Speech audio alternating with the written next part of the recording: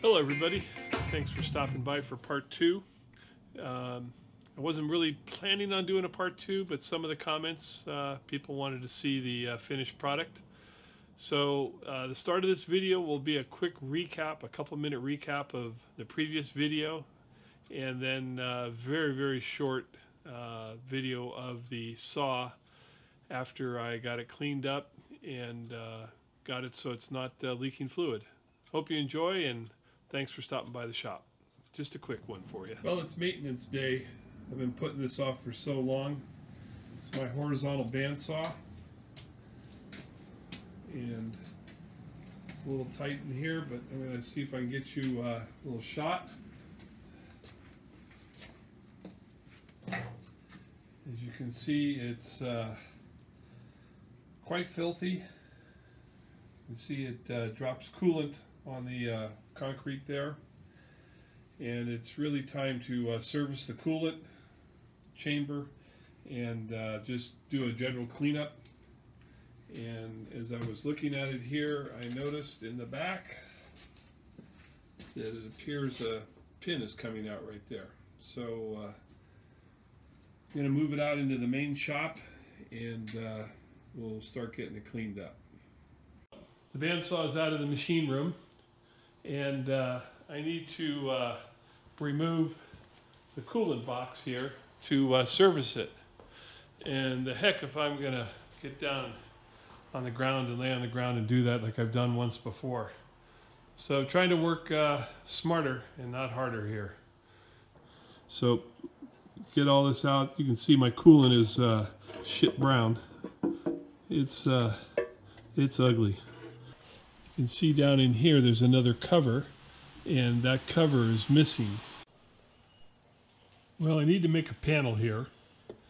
I don't know if you can see it, but there is an ear sticking up here. So I have to have a panel that has a 90-degree return up with a slot for the panel. It will come across, turn, and come up here and go underneath these two screws or bolts.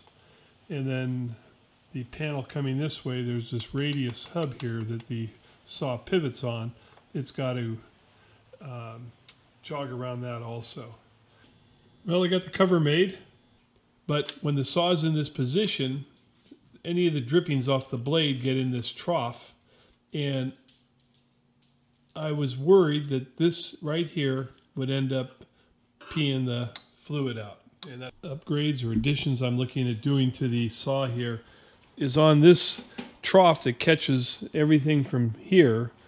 I'm looking at making a piece that'll either be hinged or drop on to act as a secondary shield. Get a lot of splash out that comes out beyond the actual drippings of the trough.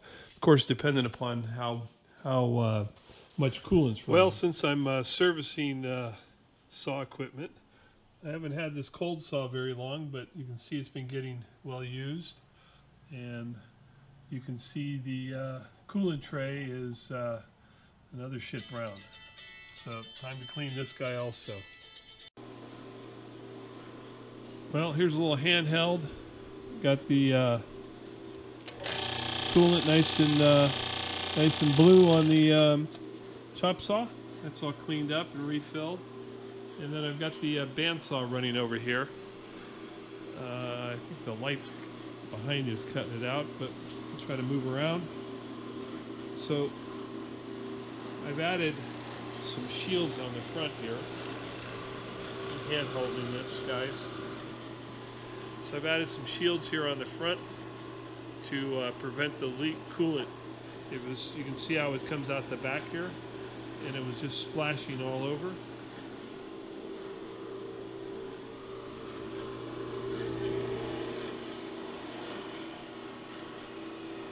And then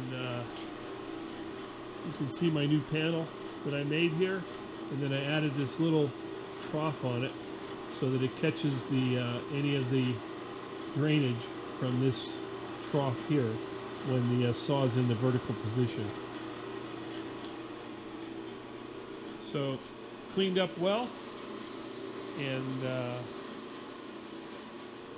I hope you enjoyed my little repair of this. There you can see how it's dripping out of the bottom of that panel there.